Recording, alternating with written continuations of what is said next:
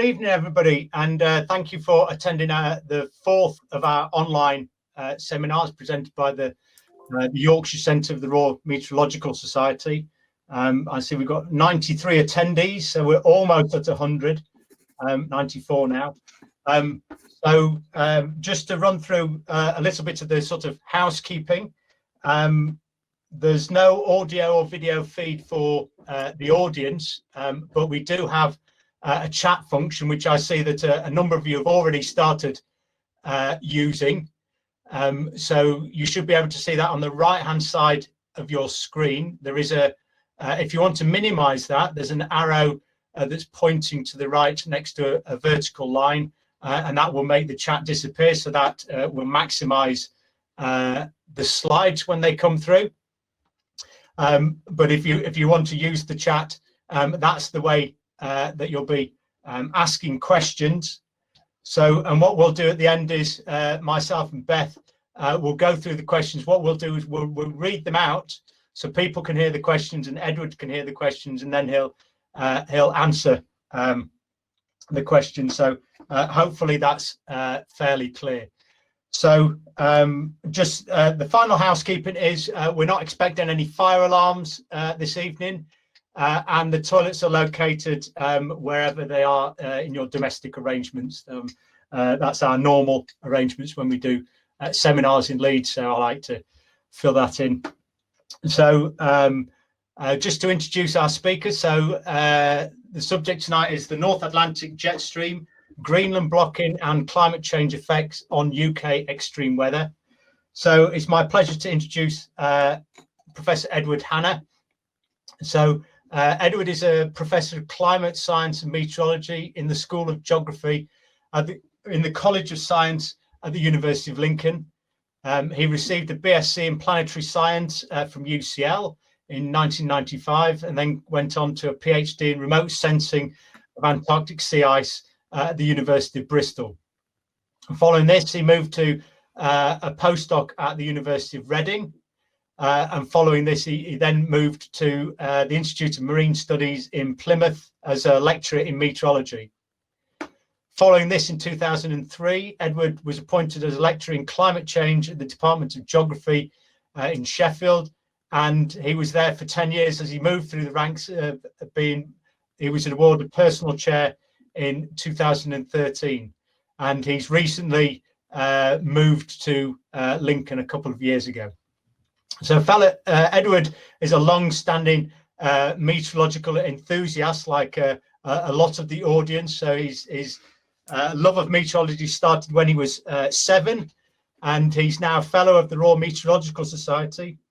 He's the World Meteorological Organization and World Climate Research Program representative, ice sheet, mass balance and sea level expert group. So when it comes to Greenland, he certainly knows his stuff. I've been involved in a project looking at the melting of the Greenland ice sheet with Edward.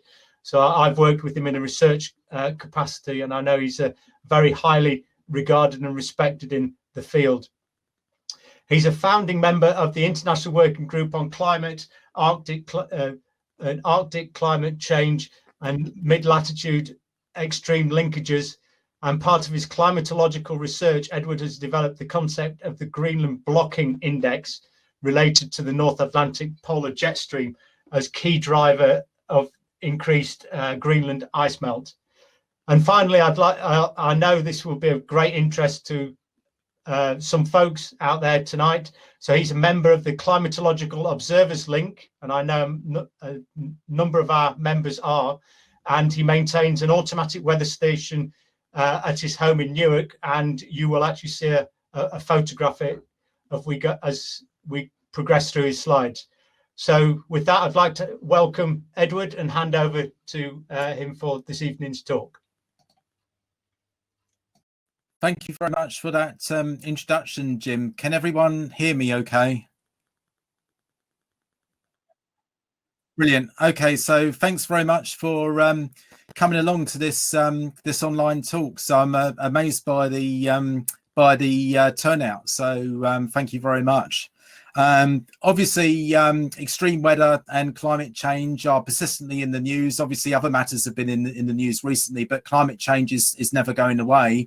And in fact, obviously, there seem to be even more extreme events at various times recently that we've all been either involved with or read about. So it's not something that is going to disappear. Now, many of you are obviously well aware of graphs like this, which shows that this is a graph of global average temperature that is updated to last year.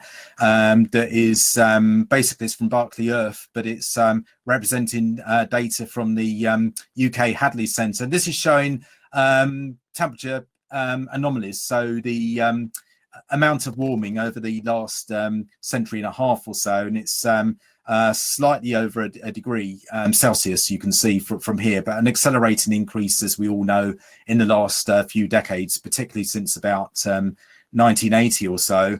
But hand in hand, of course, there have been increases in certain types of extreme weather events in certain places. In fact, this graph here is the most up-to-date that I could dig off the web, and it's from Munich Re, which is a global reinsurance company, and it shows natural catastrophes on the rise, at least the hydrological, meteorological and climatological ones, which are basically all the colours here except for the last one on the right on the key, the purple ones, the geophysical events, which is the bottom line, the mauve or purple line on the graph, which is fairly doesn't really show any significant trend over the whole period, whereas the other coloured lines, and there's also a total line, which is the yellow, show quite striking increases. Now, of course, we are more vulnerable to extreme events, and some of this is due to population of coastal areas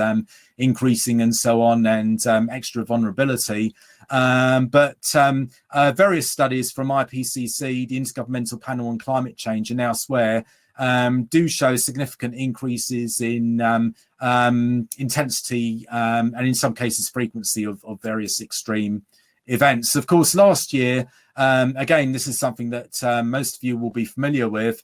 The UK recorded some particularly interesting extremes. So the highest officially recorded UK air temperature was recorded just over a year ago on the 29th of July 2019. You can see the picture of Cambridge Botanic Gardens here, 38.7 degrees Celsius. In fact, we came pretty close this year, didn't we, with a reading that was just about a degree below that at Heathrow this summer. So we are getting a clustering of these extreme events. In fact, from some of this 2019 heat wave, so it's the last summer, not this summer, some of that very warm air, actually the jet stream, which I'm going to talk about a bit later, actually moved west from Northwest Europe up over Greenland. You can see from these charts here, which show the top chart shows geopotential heights, about well, it's the 700 millibar level, so it's about 3.5 kilometers above the surface, and you can see that there's a big red blob over Greenland in the top map here, and this is showing the mean geopotential heights, the height of that 700 millibar pressure level across the northern hemisphere for a 5-day period during late July and early August 2019. So you can see this big red blob over Greenland, which is basically linked with a mass of warm air moving actually from the southeast to northwest. You can see from the arrows on the bottom charts that you've actually got some circulation going from Iceland towards Greenland, which is actually quite unusual direction of propagation of warm air masses up over Greenland, and that caused a near record surface melting of the ice sheets, not this summer but last summer in 2019. And this is following quite close on a record melt event in Greenland in summer 2012, whereas no similar melt events have been observed in the modern satellite record or in the modern instrumental records, which go back, depending on which record you use, a good few decades to over a century or so. So this is now now I know that some of you run these weather stations, part of the coal network, but this is my back garden here.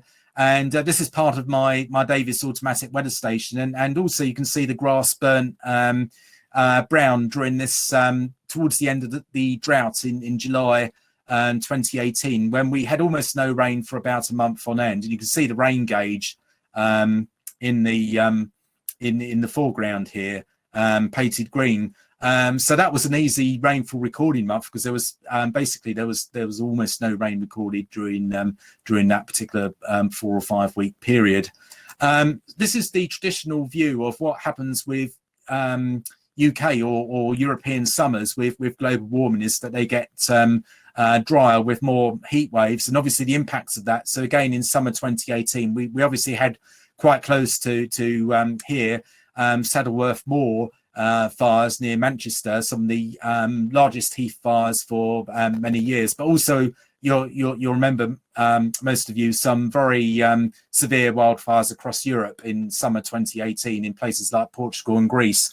And obviously since then we've had major some record-breaking fires in Australia, and of course currently the California wildfires as well. So some of these are obviously land management issues, but some of it is about the more extreme heat waves as well.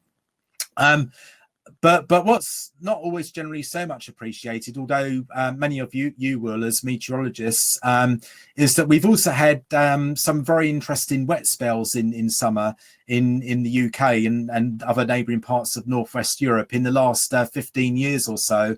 The one which is quite noteworthy is summer 2007, particularly in June and also July as well, I think, when Sheffield and Hull were very badly flooded. And in June, there was about something like 4 times the mean long-term rainfall in large parts of central and central eastern England, and also Wales very badly affected as well. And in fact, this is because I was living and working in Sheffield at the time, and this is actually a picture of the lower Don Valley near the centre of Sheffield. People had to be rescued from the tops of office blocks by helicopter, and unfortunately, very sadly, a couple of people actually died in Sheffield as a result of these extreme rains and floods, and someone died in Hull. So these are fairly catastrophic events that we've certainly had a clustering of these recently. Now, just to briefly introduce the jet stream, because these extreme events are basically related in our part of the world here in the UK to changes in the jet stream that we're positioned very sensitively to slight changes north and south, or weakenings and strengthenings of the jet. So I need to also acknowledge Richard Hall for a few of these slides. He was a former postdoctoral researcher and PhD student of mine. So this is a very nice slide he's put together of from the excellent Climate Reanalyzer website, which is basically showing wind speed from gridded meteorological data. So the left-hand map here is showing for winter with much stronger. You can see the brighter red colours. The UK is near the bottom, or just to the right of the bottom of these maps. You can see Greenland's just below the middle of the maps, and you can see the jet stream is basically it's flowing from west to east, so anti-clockwise generally around these maps here. So that's for winter on the left. Wind speed at the 250 millibar level. You can see on the right map, this is for summer, so June, July, August, averaged over the last few decades. A much weaker jet stream also shifted further north over the Atlantic and European sectors compared with winter. So there is a seasonal migration, as we're well, most of you are well aware of, the jet stream becoming generally weaker in summer, and then it also tends to shift north of the UK. But obviously within each season there is interseasonal variation or daily variation, and again we're well aware of these weather disturbances that in part cause the propagation of the jet streams, these transient eddies or cyclones. But it's the planet's rotation and the conservation of angular momentum between the equator and the poles that are two of the primary forces for setting this up. actually, a kind of a weather index that most of you will be familiar with as a way of measuring partly jet stream changes is the North Atlantic Oscillation, which is barometric pressure difference between central Eastern Atlantic, so somewhere like the Azores, or some point in Western Iberia, like Lisbon or Gibraltar, and that's the southern node, and then the northern node is Iceland. So when you have a strong pressure gradient difference, that's shown in the left-hand map here, and this is a positive phase of the North Atlantic Oscillation. So, and this is marking a strong westerlies across the Atlantic sector, and a relatively zonal or straight line flow. There's still some waves in it, but not nearly as much as in the right-hand diagram. So when that pressure gradient between the Azores and Iceland weakens in the right-hand diagram, this is a more neutral, sometimes negative NAO. Here's an example which occurred for much of the winter 2010 to 2011, for example. And this is when we tend to get more blocked conditions, blocking higher pressure, which tend to block or deflect the jet stream. So the favourable locations for this blocking high pressure are over the central Atlantic, over the continental Europe, and sometimes over Greenland. I'll talk about a bit later. So these charts are for winter, but you can get similar changes in the NAO between positive and negative in summer as well. But the actual impact on the extreme weather over the UK and Northwest Europe vary depending on whether it's in summer or winter, and that's because of the previous slide that I showed you. So the seasonal migration of the jet stream gives you different weather impacts, which you can see in blue and red in text below the diagrams here. For example, with the winter, the stronger jet stream, as you'll be probably well aware, gives us mild, wet winter weather on average over the UK, and positive NAO conditions. Negative NAO, we tend to have more blocked, sometimes easterly outbreaks from Scandinavia or Siberia. But in the summer, actually that negative NAO, because the jet stream on average is further north in the summer, with a negative NAO, the jet stream comes further south. So you tend to get quite wet conditions in the summer. Whereas in the winter with a negative NAO, it tends to be cold and dry. So there are these seasonal differences that basically depend on what time of the year you're in, as well as the particular daily phase of the NAO or the state of play of the jet stream. And so these changes in the jet stream and NAO are very much linked to these extreme weather events. I've just presented a few examples for summer, but I'll show you a few examples for winter a bit later. Now, we think there's a number of influences or possible influences on the jet stream, and not least of all is the fact that the climate itself there's a long-term change. So the human-induced climate warming. This is a map showing the global temperature anomalies across the planet. It's not an equal rate of global warming everywhere. If you look at the last decades of temperature anomalies, and this is from NASA temperature data, then relative to the late 20th century, the baseline is 1951 to 80. You've got much greater warming in the polar regions, particularly in the Arctic, which is shown by the red colours here, and also over other parts of the middle and higher latitude northern hemisphere, places like Greenland, Scandinavia, Canada, Siberia. And this is due to what we call positive feedback, so amplifying mechanisms of climate change in these far northern regions, not least is the reduction in sea ice that has been very dramatic in late summer, in particular in the Arctic region. So these are some ice flows, just a picture that I took north of Alaska about a year ago. So we do know that these ice flows, these have been reducing not only in the area that they cover, but also they've been thinning as well. So we've lost something like 3/4 of the sea ice volume in the Arctic in late summer since the late 1970s. And that means that in the subsequent autumn and winter, as the Arctic atmosphere is cooling down in its seasonal cycles, you have a much greater flux of heat from the ocean to the atmosphere, because the sea ice, when it's present, is a very good insulator. But when you gradually remove that, then you've removed that, and then you have a much greater flux of heat. You've also got this whole idea, many of you will know about, is the what we call the albedo, the reflectivity feedback, which is when you remove ice and snow, then you tend to darken the surface, and so you absorb much more heat energy from the atmosphere, which warms up the surface. And there's several of others of these positive feedbacks, which explains why the rate of warming has been particularly great in these northern latitudes. And this basically, these have added to amplified Arctic warming.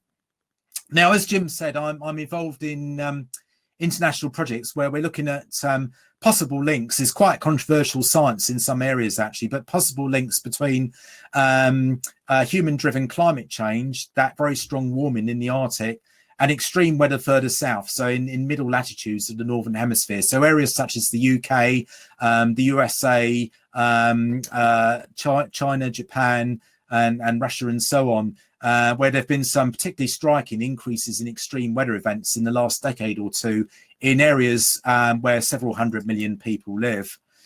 So we've been investigating. We've got on our group Jennifer Francis, who's quite famous because she came up with this hypothesis a few years ago that was published in a paper with Steve Vavras in 2012, where they're looking at possible links between Arctic amplification and extreme increase in extreme weather in areas such as the UK and other middle latitudes of the northern hemisphere.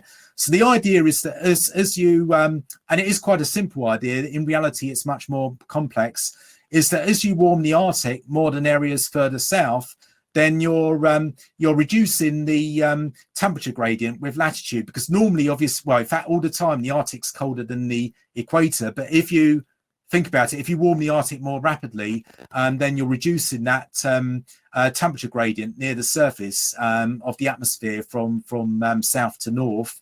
And so the poleward temperature gradient weakens if you look at the second box from the top here. And a weaker temperature gradient goes hand in hand with weaker west to east winds. So this can weaken the jet stream at times, and potentially, although this is more controversial, make the flow wavier with more amplified patterns and more blocking high pressure systems that can block the jet stream for longer periods of time than before. So more amplified weather patterns can potentially lead to more extremes. You can see from the bottom boxes, and also some of these waves can progress across the Earth's surface, the jet stream waves potentially more slowly. This has really spawned a cottage industry of research, and in fact you have two schools of thought here.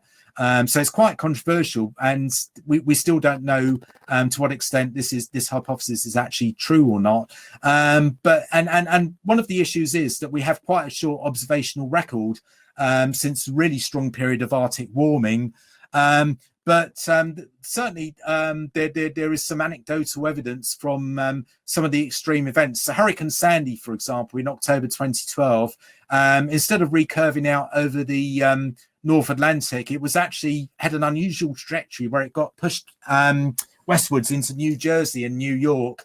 And in fact, there's some academic paper published on this by some colleagues of mine in the University of Georgia, USA, where they actually looked at the relationship between strong high pressure blocking over Greenland and a very amplified south-north or more meridional configuration of the jet stream that was responsible for Sandy following the track that it did, which was quite unusual. From that, there is certainly a possibility that this could happen more often with future hurricanes, because we've seen more of these high pressure episodes, blocking episodes over Greenland, particularly actually in October, interestingly enough, which is one of the months of greatest feedback from some of the late summer sea ice losses in the Arctic, particularly west of Greenland, places like the Labrador Sea.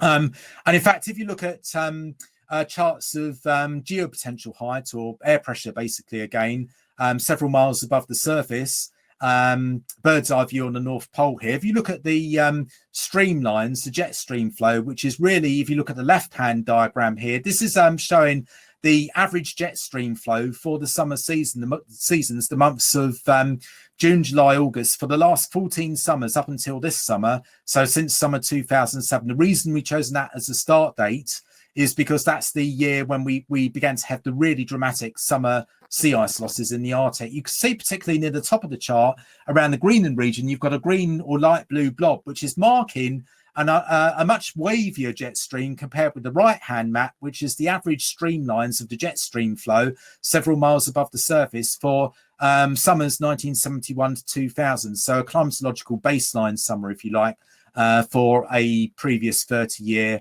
time period. Certainly in the Atlantic sector, there is some evidence from observations in the last 15 summers that the jet stream flow has got waver. It's still quite a short time period, but during this last 150 years, if you look at the graph on the right here, this is a measure of what we call the Greenland blocking index, which is the map on the left is showing. Can you all see there's a black line which is surrounding Greenland, a polygon, and within that red blob is showing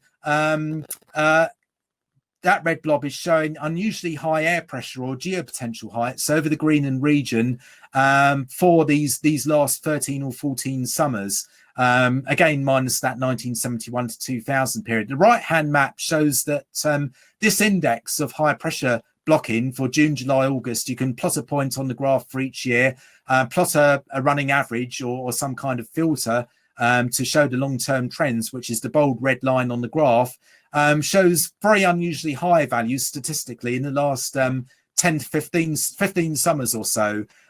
So we have had, according to a number of studies, not just my groups, but a number of studies now across the world, unusually high pressure over Greenland in the last 15 years. And that appears not just to be natural variability, in my opinion, but there is some forcing of that high pressure. And in fact, this high pressure goes hand in hand with accelerated warming over Greenland. So these events such as summer 2012, summer 2019, you can see the pinks and reds here. This is in summer 2012, where we've had record surface melting of the Greenland ice sheet going hand in hand with accelerated loss of mass of ice as measured through various satellite missions. And we've had some particularly extreme events, 2012, but also just over a year ago in July 2019. So this is a picture of the Greenland ice sheet in the background when I was with a group doing field work here in summer 2012. And these conditions of unusual high pressure blocking over Greenland, if you focus on the lower right map here and the blue circle, if you do what we call composite analysis, so you kind of map out the average weather conditions around the whole of the northern hemisphere for when you have these high pressure blocking conditions over Greenland, then you find that goes hand in hand with unusually wet conditions, wet summer conditions over the UK and neighbouring parts of northern Europe. The top left map shows cold winters, of course, because when you have high pressure over Greenland, then you have a negative phase. It's oppositely related with the NEO. So negative NEO, you tend to have these cold easterly air outbreaks, which gives you cold conditions over much of northern Europe, including at times the UK. But in summer, what is the evidence that we've had these wet summers? Well, 2007, I've already mentioned. 2012, England had its wettest year since records began in 1910. A lot of that was due to the summer rainfall, because actually 2012 started off quite dry.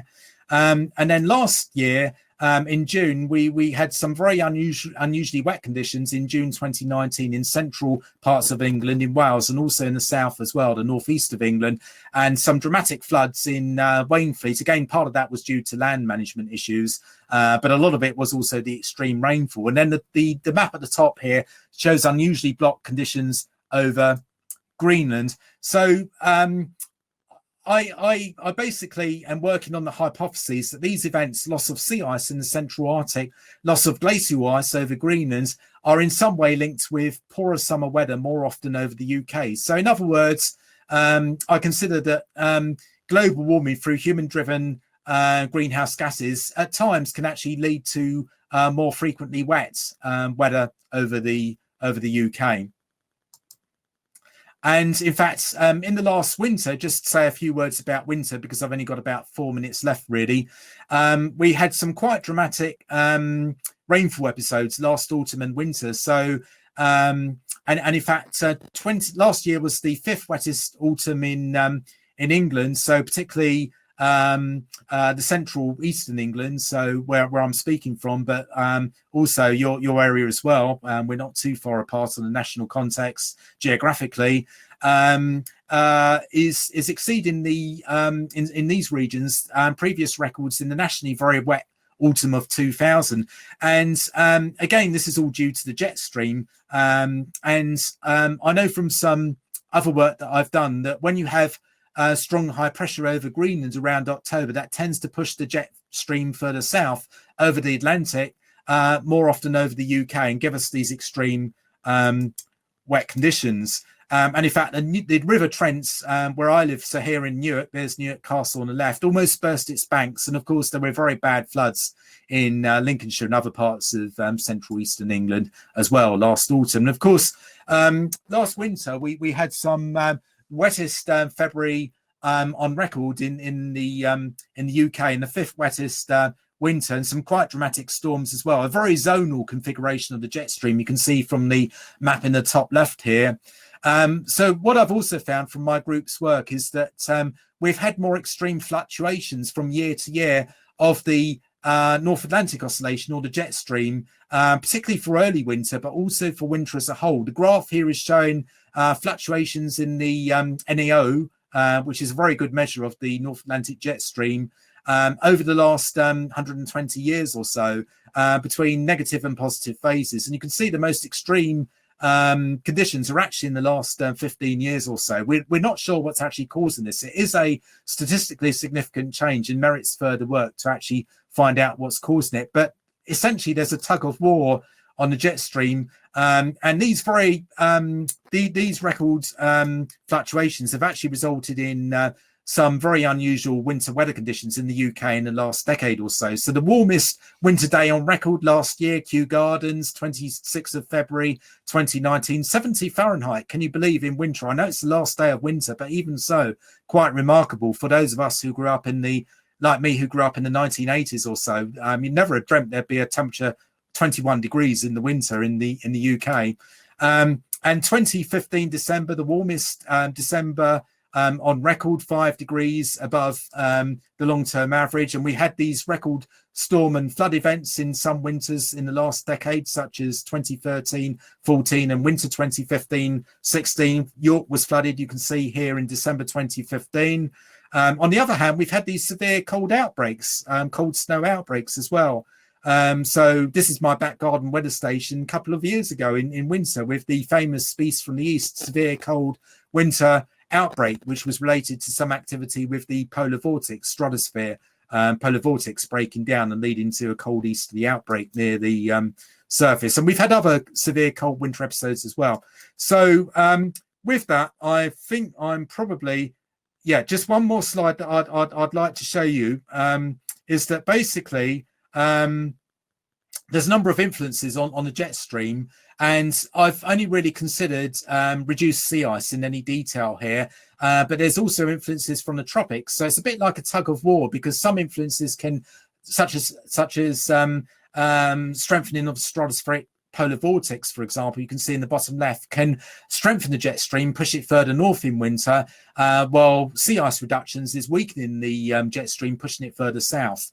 For example, an El Nino can have a similar effect to sea ice. So it's actually considering all these factors together that is really important, and potentially we can actually use these for winter weather prediction. So the final slide I'm going to end on, I'll run through to a summary slide in a moment, is that I have got a new project funded with Sheffield, Oxford and Reading universities, the Met Office and the European Centre for Medium Range Weather Forecasts, which is actually using these drivers of jet stream changes to actually improve weather predictions on a seasonal basis in the UK and other parts of Northwest Europe. So I think that's really quite exciting work. So with that, I'll just quickly run through to the summary slide. And if anyone does have any questions about the details, then we can come to that in the in the questions.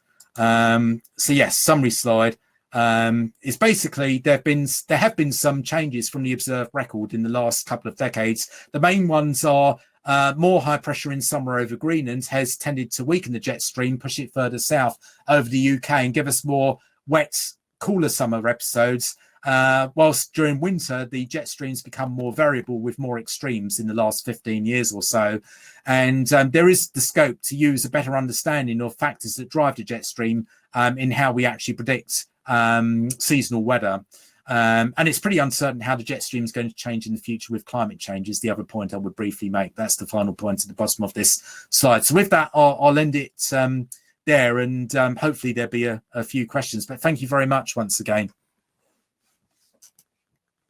Edward, bang on time there. So that was a fascinating insight of just how interconnected meteorology is. So we have to think about from a global perspective, and as more and more data is being gathered, field data, satellites, and we're building up our historical record, we're getting more and more statistically valid data sets that we can test all our ideas. So we've got a number of questions, so I'll just wade straight into them. So Florentine's asked, and this is relevant to slide number 10, Edward. There's a yellow dot on the map.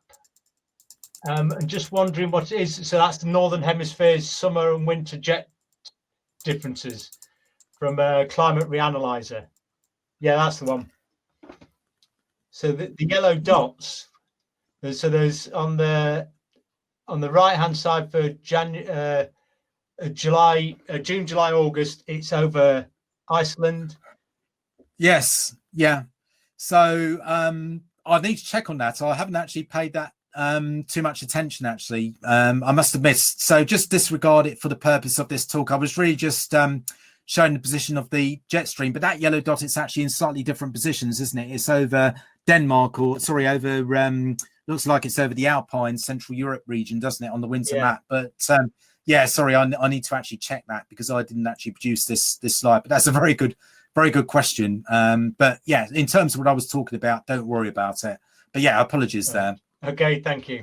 And then Peter asks, the negative NAO chart seems to imply that events upstream over the CONUS, CONUS, are key with the jet dipping south and pulling Arctic air south. Sorry, which slide number are we on, Jim? Oh, I don't have a slide number. So negative NAO. Oh, sorry. Yeah. Can you just the negative NAO chart seems to imply that the events upstream over the CONUS, CONUS, are key with the jet dipping south and pulling the Arctic air south. I'm just seeing. Yeah, so okay, I think I can guess what slide that may have related to, but please correct me if I'm wrong. Is it this slide? I think it might. Okay. I think it might be 11. Is it? That's an NAO slide.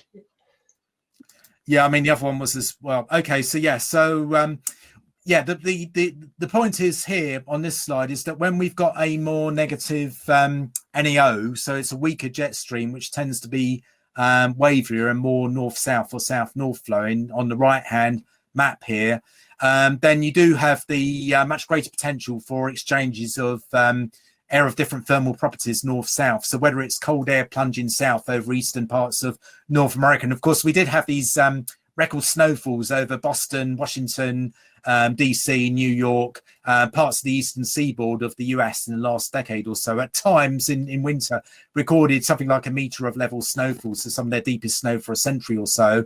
On the other hand, we've had plumes of warm air further east in the eastern Atlantic, winding way up into Spitsbergen sector of the Arctic, and a North Pole in I think February 2016 actually got above 0 degrees slightly, which was a record for that time of the year. So yes, negative NAO. We've got many more exchanges of air masses north-south. Because the point with the jet stream, I've not actually said very much about the physical drivers of the jet stream or the causes, but when the jet stream is strong and zonal, such as on the left-hand map here, it tends to block these exchanges of air north and south, whereas on the right-hand map, those occur much more frequently. And I think this is one of the main factors that's leading to these greater extremes in mid-latitudes, but also at times further north over Greenland and there's even the central Arctic Ocean at times in winter with these not exactly heat waves, but record mild spells there.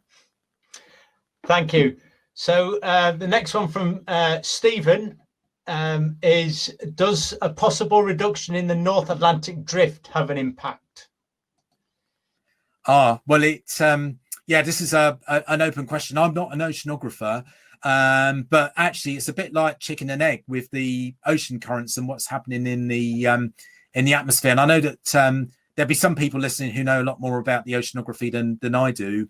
But yes, I mean, we in the models that the people I've been working with and the Met Office and so on constructive, that using seasonal weather prediction, they do consider sea surface temperature patterns across the North Atlantic, which are related to changes in the meridional overturning circulation. So in the deep water ocean conveyor belt. But there are different timescales of operation of the obviously the deep and the surface ocean water. So it's quite a complex picture. But yes, potentially all these factors need to be considered. Thank you. I guess that demonstrates the fact that solving the climate question involves people from many different disciplines. So that's one really thing I find it quite exciting about it. You're always learning about new things, talking to oceanographers or chemists or physicists or biologists. A huge raft of people and disciplines are needed to solve this problem. So the next question is, and I think it's from the next slide, is Dominic asked, is the NASA slide of temperature difference, on the NASA slide of temperature difference, what is the reason for the white anomaly just south of Greenland? That's a very good question. So if I can actually, it's one of the first slides, isn't it? So this is something I can say a little bit about. If I can actually find the slide, where was it? It's third one, isn't it? So I'm going to it. Okay. Yeah. Yes. Well, I think, I have a hunch that could be linked to a weakening of the AMOC.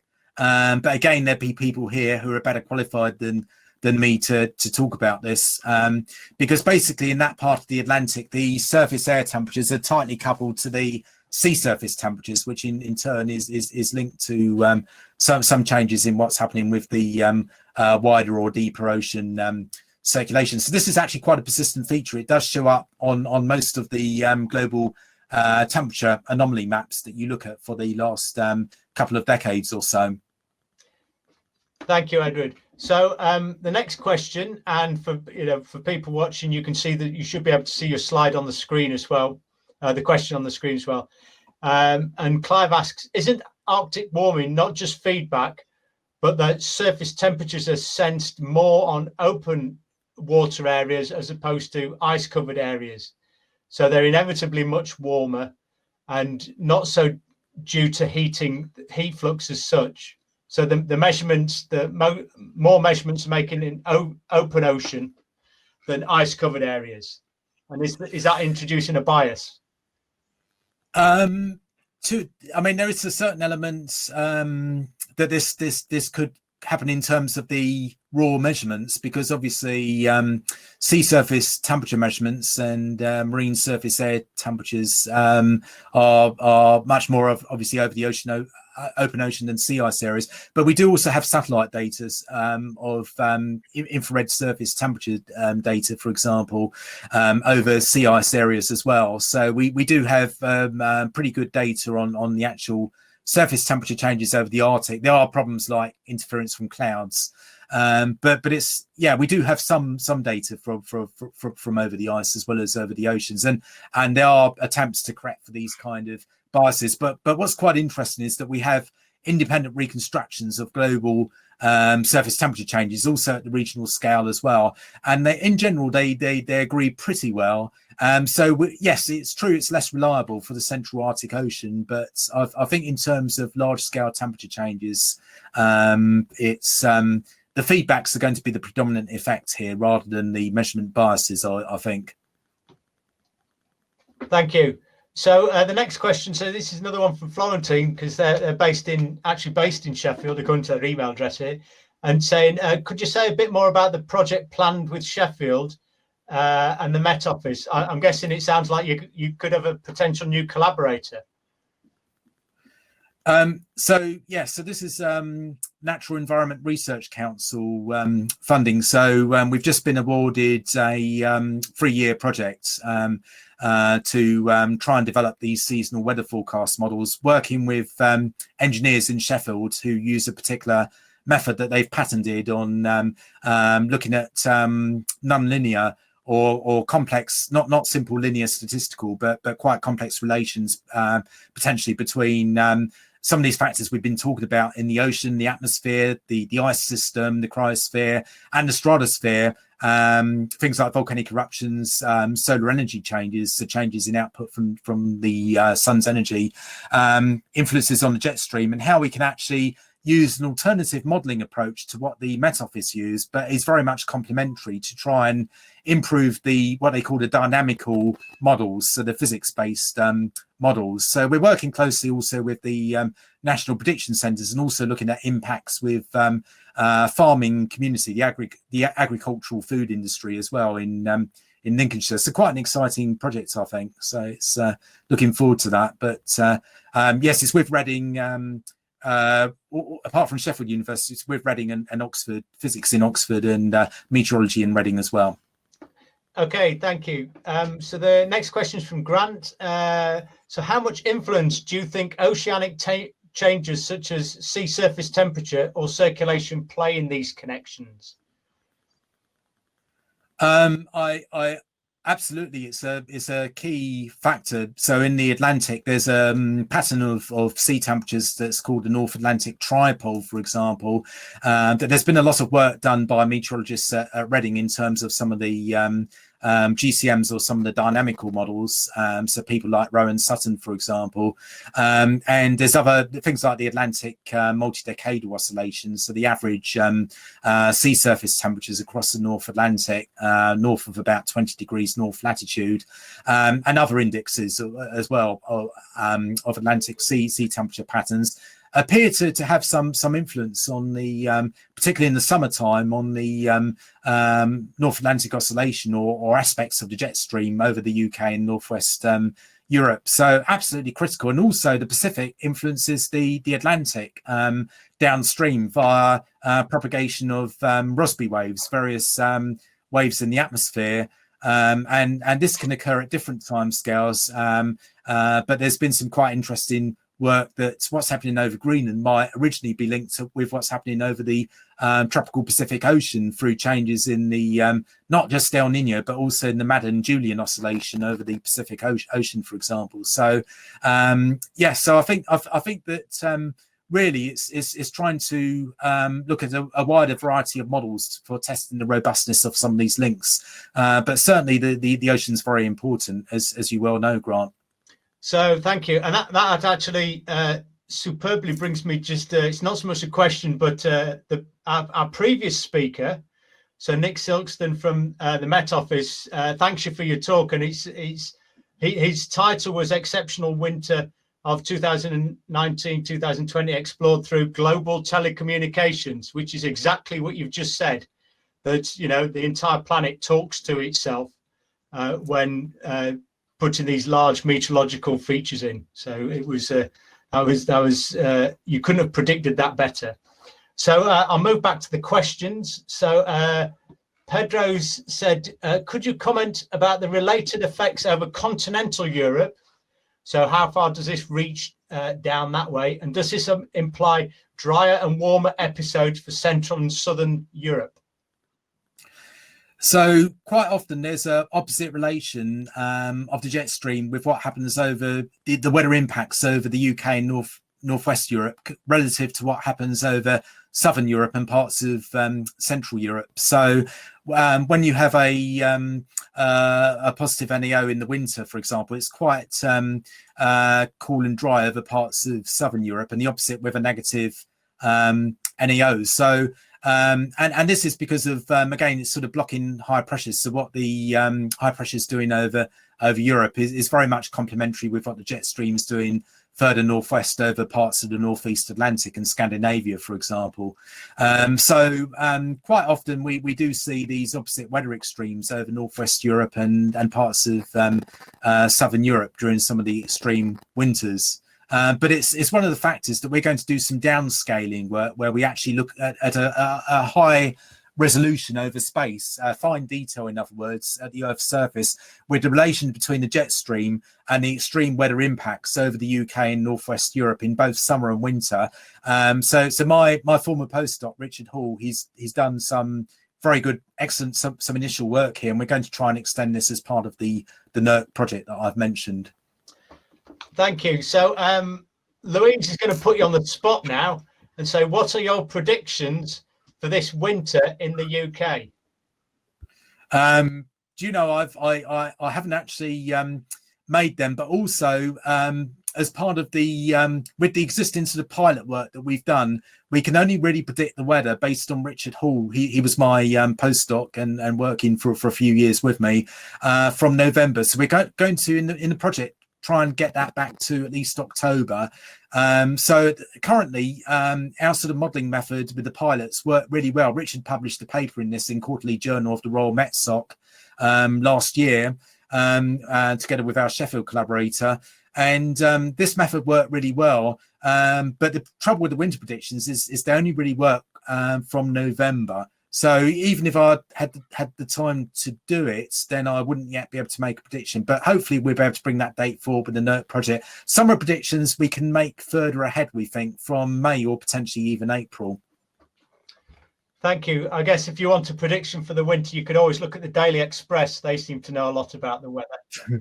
And then Carolyn is asking, will a possible La Nina affect us in the UK? Well, yes, it could. I mean, again, it depends on the strength of it, because there is a kind of a non-linear relation or effect teleconnection, I should say, downstream with either El Nino or La Nina. So atmospheric ocean circulation over the Pacific basin. El Nino quite often, when it's strong, results in or can be related. There's teleconnection or effect sometimes with a more negative NAO in late winter, so February, March time. So tending towards drier, colder conditions over the UK. It's one of the factors that the Met Office currently consider in their predictions. So it depends on the strength of the La Nina. Obviously, that's the opposite phase of El Nino, and the time of the winter. So what we're going to do with this project is to look within the seasons. It's not just, it's quite crude to give a particular average prediction for the season, because different potential drivers or physical effects on the jet stream or teleconnections can phase in and out during the winter season. But yes, La Nina could potentially have some effect depending on the strength of that. I've not actually looked very recently at what the index is doing over the Pacific Ocean, so that will be interesting to see. Thank you. So William, who's actually in Bracknell, long-standing home of the Met Office, said, I like the diagram from Francis and Vanus with the yellow boxes, which I can advance to. It looks very plausible to me. Did you say it was controversial? Oh, yes. So this has really generated some fierce debates in various workshops I've been in North America and Europe over the physical plausibility of these two dashed boxes as well. I think some of the main challenges are the theoretical arguments, which are quite uncertain, because the real atmosphere is very complicated. It's not just a simple matter of south-north temperature differences driving the jet stream. It's also things like east-west temperature differences as well, and what's happening higher up in the atmosphere relative to the surface. Sometimes you can get opposite temperature gradients, north-south, at different levels in the atmosphere, which can, almost like a tug of war on a jet stream. And I think some of the challenges are the period of really strong amplified Arctic warming. It's only really the last 15, 20 years, and that's not really enough to assign statistical significance to the changes. So observations don't really prove, they never by themselves prove causality anyway, but the observation record isn't yet sufficiently long to assign a statistical robustness. I think the challenges are that also the climate models are not yet sufficiently well developed at the regional level to reliably test this hypothesis, because different models give different answers. The modeling community tend to believe the models, the observationists tend to believe the observations, and so there's really quite diverse opinions. It's only fair to report that, and there's actually a very good paper, for example, by James Green and Barnes, I think, published a few years ago in Wire's Climate Change, something like has it, can it, will it, or something like that, which is quite an excellent review. Things have moved on a little bit since then, but not so much. But there's eminent scientists in opposite sides of the debate. Really, we haven't really answered this question, and that's why in yellow it's highlighted the hypothesis. So it's really spawned a cottage industry of research, but the debate's not going to be solved anytime soon. The real atmosphere is very complicated, and I think some of the theoreticians don't like this argument very much, it's fair to say.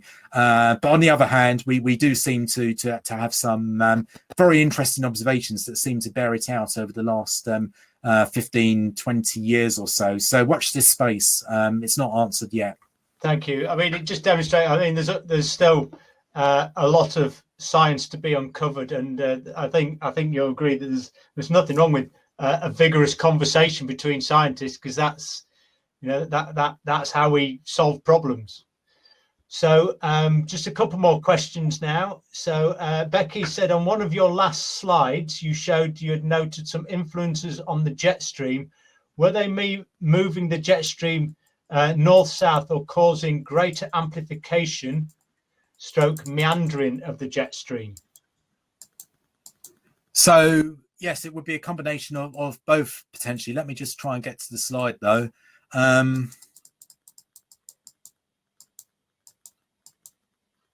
This one. So this is from, so this is there's various forms of this slide. So these were produced by Dr. Richard Hall, who's working with me for a few years on this. So these are various potential drivers of jet stream influence. It's not necessarily an exclusive list, but these are some of the more plausible main ones shown here. So we can group these into influences from the cryosphere, influences from the ocean. You can see changing sea surface temperature, SST patterns near the bottom, changes from higher up in the atmosphere, the stratosphere, what the polar vortex, which is basically that envelope of cold blue air you can see surrounding the North Pole on the left-hand diagram, and also things like volcanic eruptions, changes in solar energy as well, output from the sun. Generally, when the jet stream moves north in winter, it strengthens. When it moves south, it weakens, and there tend to be more waves in the jet stream when it weakens and moves south. That's linked with a more negative NAO. So what we call the position of the jet stream is related to some degree with that kind of meandering of the jet stream, but the jet stream itself is associated with different types of waves as well. So it depends on exactly physically what waves you're talking about, but they are more amplified generally with a weaker jet stream with a more negative NAO, which is a jet stream that lies further south in the winter. Okay, thank you, Edward. So like I said, just a couple more squeezing before we finish. So Min says, thanks for the great talk. Does the NAO influence UK weather all year round?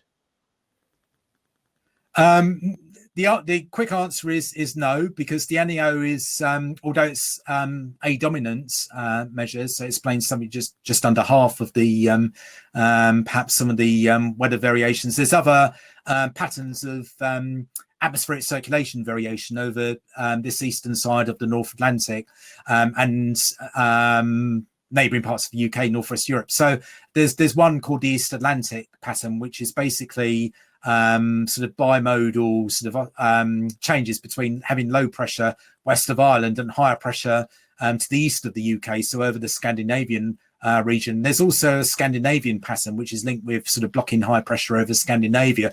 So in reality, the jet stream changes are a kind of a combination of several different modes of atmospheric or air pressure changes over the North Atlantic and Northwest Europe regions. So at times, the East Atlantic pattern can be quite important, especially in summer. And actually, to understand the extreme weather changes, as part of the project we're doing, we're going to be looking at these other relations with the jet stream, not just the NEO, but also these other circulation patterns that I've mentioned. It's a great question. Thank you. And our final question, so from Ken, who's at Oxford, is the Greenland block likely to resonate 180 degrees downstream over Siberia and explain their very high temperatures this summer? I do think, you know, from having read some work by colleagues in this field and other scientists, that there are some resonant effects of some of the planetary waves which are locked into the jet stream. So there is sometimes the year relation between what's happening over Greenland and what's happening over downstream, including potentially over Siberia. Although it's not a clear relation, it sort of phases in and out. So sometimes when the jet stream's wavier, you can get blocking high pressures that appear to be related over different parts of the hemisphere. And one of the preferential regions is over the Urals, for example, and also further east over Siberia at various times, but perhaps to the extreme east of Siberia. So yes, not a simple answer, but there are teleconnections again, and it's to do with the jet stream configuration, which does show different preferences at different times. So different separations between the long waves in the jet stream or the planetary waves. Okay. Thank you, Edward. So that's all the questions, and we've gone 2 minutes over. So I think that's pretty good, seeing as I started a couple of minutes late. So